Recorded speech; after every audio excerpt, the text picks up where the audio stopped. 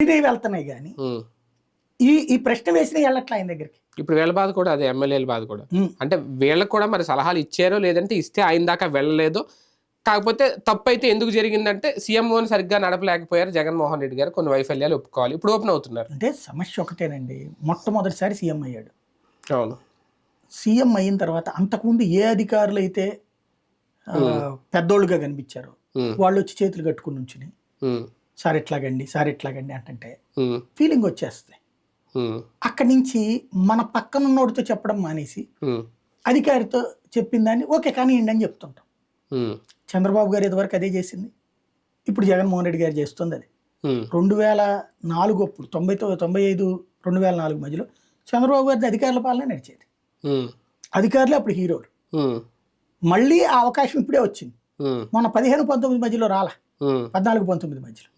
ఎందుకంటే చంద్రబాబు గారు already experienced అయిపోయాడు కాబట్టి అధికారుల పాలన నడవనీలా. కాబట్టి ఏక్మెన్ పాలన తీసుకొచ్చుకున్నారు, అది కొంత ఇబ్బంది అయింది. వ్యక్తి పాలన తీసుకొచ్చారు కానీ మంత్రులకి స్వేచ్ఛ ఇవ్వాలి.